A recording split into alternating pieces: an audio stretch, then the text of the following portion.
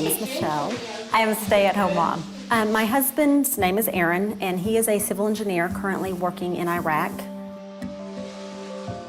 My daughter's name is Ashton, and she is a strong-willed, spirited, lots of personality little 5-year-old. She is set in her ways and thinks that she is the authority in all things in the world and in life. She will argue till the end of the world if she could, but yet she has a great heart.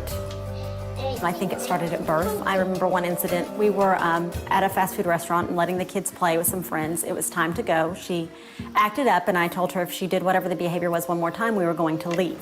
But she did it again, so I picked her up and we walked out of the restaurant and got in the car. It literally took me 10 minutes to get her buckled in her car seat. She was fighting me so hard, and I was almost in tears. I'm like, I can't believe this 20-pound child is about to win a battle of getting in the car seat. She continued to scream the entire way home because she did not get her way and she wanted to stay and play, and we didn't. I am a very strong personality myself, so I can see where it comes from, but it's very hard seeing it somewhat in the mirror coming back at you. I do get overwhelmed. Everybody looks at me and says, I don't know how you do it, I don't know how you do it. I'm like, I don't have a choice, this is my life. And when it's, okay, let's go, we need to get your shoes and socks on. And she would continue, I don't want to, and she would lay down and there would go a temper tantrum. And it would get to the point to where she would need a timeout, but she was pitching such a fit that I would just have to sit with her, put my arms around her, my legs around her legs, and just hug her.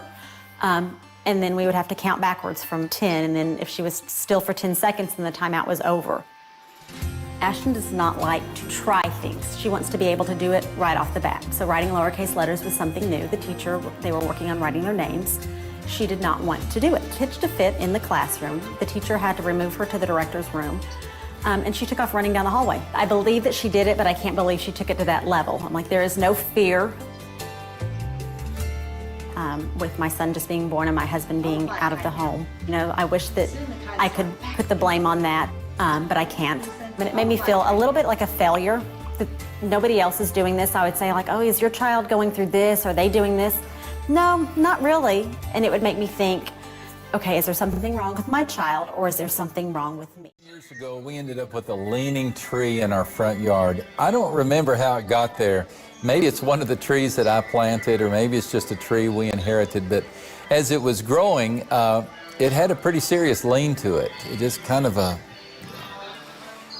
good root system. It had every appearance of being a healthy tree, but it just had a lean to it. We had to call a friend who understands how to fix trees, and well, you can imagine what he did. You probably had to do it yourself. He tied a rope around the base of the tree and pulled it, anchored the rope to the ground so that when the tree grew, or as the tree grew, it would be slowly straightened up. That's what we parents call discipline. Sometimes our children need that same correctional pull, that same correctional tug, and it really is the role of the parent to discipline the child. The Bible says that folly is bound up in the heart of a child, but the rod of discipline will drive it far from him. We need to be clear and point out that the Bible never endorses physical abuse. The Bible never endorses the affliction of pain. That's not what discipline is. Discipline is that process of straightening a child so that he or she will grow in a way that is straight and eventually bear much fruit and give wonderful shade to the generation that comes. Now, in this whole idea of giving discipline, my wife, Deanna, and I have found some principles, and maybe these will be helpful for you. Principle number one is we always think it's important to be careful. Be quick to interrupt misbehavior, but be slow to punish it. Give everybody time to cool down. Time out is a practical tool. Place the child in time out and take a little time out yourself just to make sure that you're responding appropriately. If you're enjoying the administration of the discipline, you need to stop. You need to stop. So be careful. And secondly, be consistent. Make sure that the punishment fits the act. Make sure that you understand the cause of the disobedience so you'll know the level of punishment or discipline that the act deserves. You see, it's one thing to slam a door out of disrespect. It's something else to slam a door because the ice cream truck is out in the road. You know, it's one thing to spill milk because you're not paying attention. It's something else to spill milk out of anger or rebellion. Oversights are misdemeanors. Rebellion is a felony. So be sure and separate the two and do your best to be consistent. And then thirdly, be clear. Explain. Do not assume that the child understands why they are being punished. And never punish a child just for being bad. The child is not bad. The child might have made a bad decision or done something that is bad, but the child is not bad. So make sure that the child understands. Make sure after the discipline that you sit down with the child and explain the reason for the discipline. It's equally important that we be compassionate. You know, one mistake does not a child make. Love does not keep a record of wrongs. But you know, love does keep a list of things done well. So be sure that you're always loving your children in a compassionate way.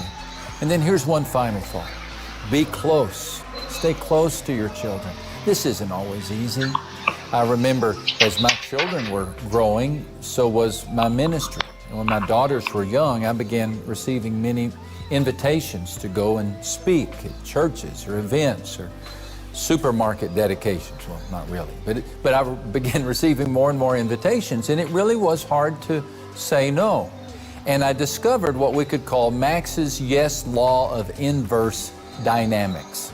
With every yes in the schedule, there was an equal and opposite no in the family. Every time I said yes to a speaking engagement, that was a no to a family dinner. Every time I said yes to a new project, that was a no to a volleyball game. Every time I said yes to a trip, that was a no to a series of evenings at home with the girls. And it was sometimes tough decisions, but I learned that the more I said no to outside opportunities, the more I could say yes to my family. And this is important because children, they speak the language of presence. How do we show love? How do we show our love to our children? Well, we show up. We show up at the games, we show up at the plays, we show up at the recitals. It's a wonderful thing when our children look up in the stands or look out in the audience or look at the front door and they see us there. That matters to them. And because we are present, then we will earn the right to bring discipline into their lives. Don't underestimate the importance of just being present, and don't underestimate the importance of making sure that you have that correctional pull in the life of your child.